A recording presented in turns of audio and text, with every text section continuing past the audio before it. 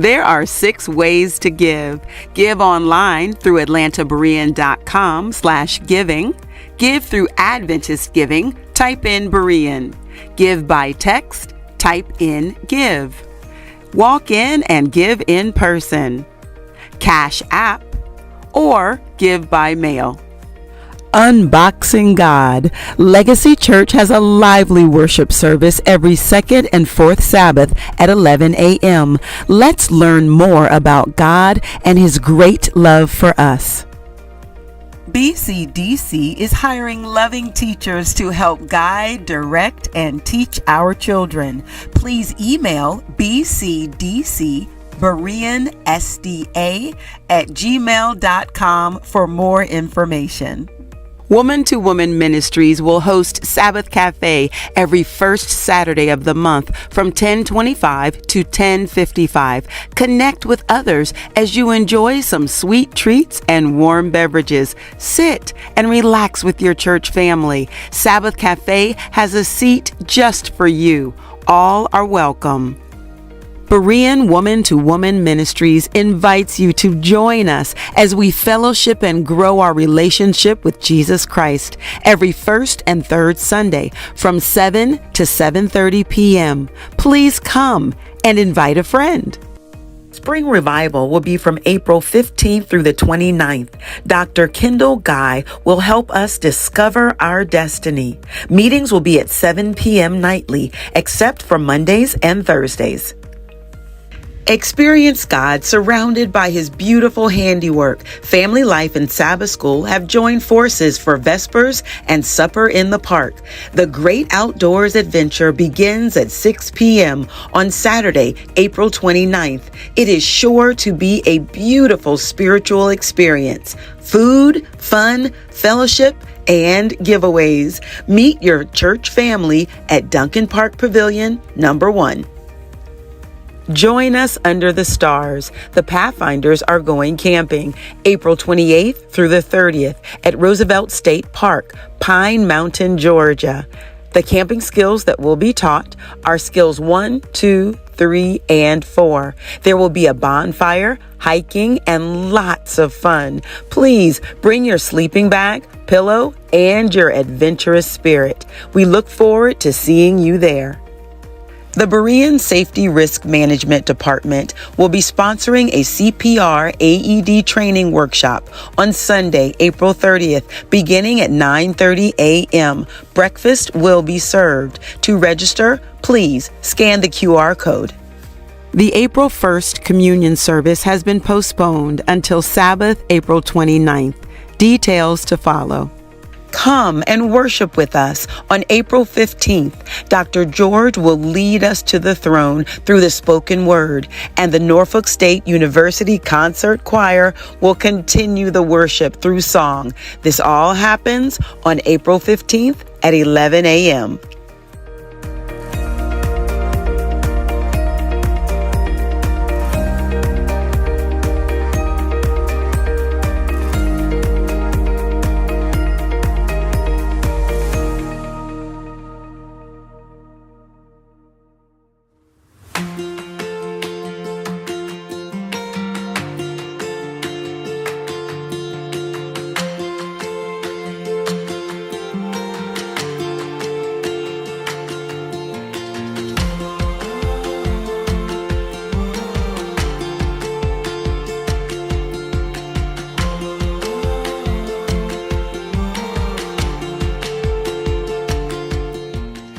Why are we here, honey?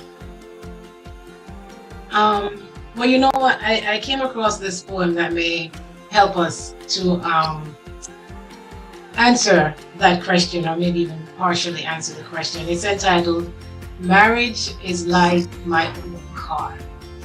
And it's by Marie April Gismondi. It says, the way I see it, marriage is like my old car.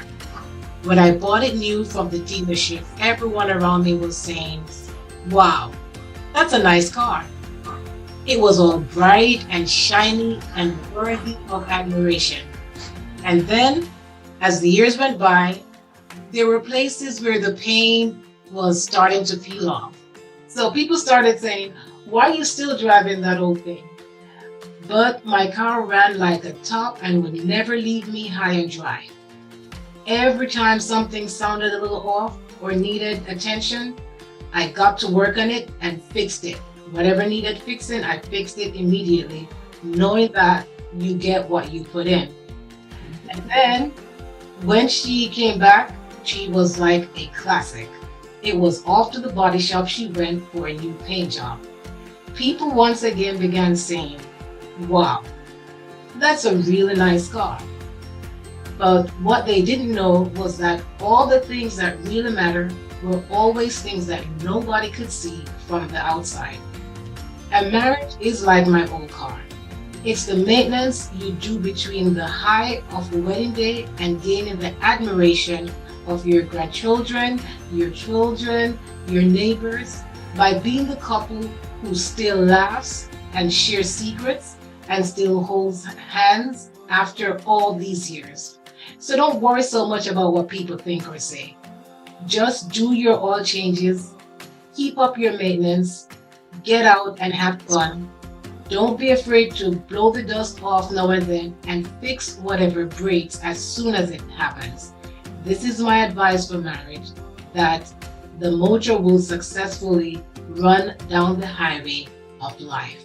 If I don't know what my vehicle is supposed to sound like, then if I hear if there's something that is off, how would I know that something is wrong? If I'm not, some females, say that, all I do is drive this thing, they're on autopilot when it comes to the car, how are they supposed to know if something is wrong? And transfer that to what it's like for marriages. Well, it's like you said, they're driving the car, so they know what it feels like from day one. So if you're driving smoothly and then later on you're hearing something, obviously right there, that's an alert, something is wrong. If you don't know how to fix it, you get help. Okay. Some people do the manual, but whatever it is, there's you get some help for whatever you need, because you may not be the one, who will be able to fix it. So that's why we have our experts here today who's going to help us with our discussions. And that is the Chesters. It's a pleasure for us to be able to speak into your life and have God use us to help you with your connection or reconnection. It's really interesting that when I saw that, Adelaide and Natasha, when I saw that, I said to Rob, I don't like that concept of couples being partners.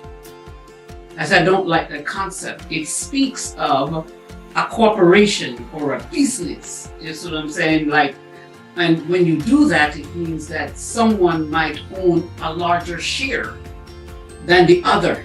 Somebody may own 49% and somebody own 51%. And so I said, instinctively, that concept troubles me. And he said, well, wait now, before you say that, let's take that apart a little bit. Let's take it apart a little bit and look at the idea. I said with partnerships, I can hear the idea about, 50-50, that type of thing. And I said, but the thing about partnership, it also lets you know that there's specific roles. That's right. There are roles for people in the partnership. So for me as a male in the relationship, there's a particular role that I must play in this relationship. Yes. And for you as a female, yes, there's a particular role that you must play in the relationship. And if we play our roles in the relationship, then what happens out of the relationship is what we call intimacy. Yes. And so I can get with that concept that we have roles to play in the relationship. That makes sense. Sometimes the problem happens when we don't know our roles, or we don't understand our roles, or we cross the boundaries of each other's roles, or we don't have a priority in the relationship. My role, don't respect. or we don't respect the the other role, person's or role. don't honor the role, and that's where we run into some trouble in marriage, because I have no respect for your role, and you can't honor me as a female, because what the Bible calls us to do, calls Rob to honor me, calls me to respect Rob. That's what the Bible asks us to do, but we get to some disconnection and incompatibility when we get all messed up with the roles. Or we start questioning our roles. Or we start questioning our roles, or we're taking on roles that are not ours while neglecting roles that are ours.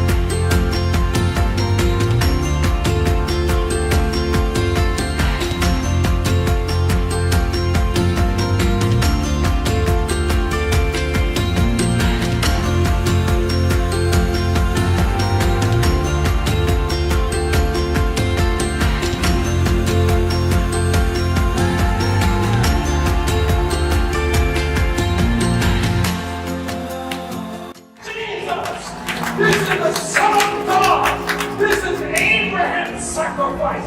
This is Esther's determination. This is Ezekiel's wheel in the middle of a wheel. We know what this is. This is our God. But it gets better. It gets better. She said, I'm going to make her way to heaven. It's going to be a 7-day trip. Some folk who never embrace the Sabbath will be taught. And as they get closer to heaven, here's what she said. I'm going to leave you with this, but this is sweet. If I say so myself. She said,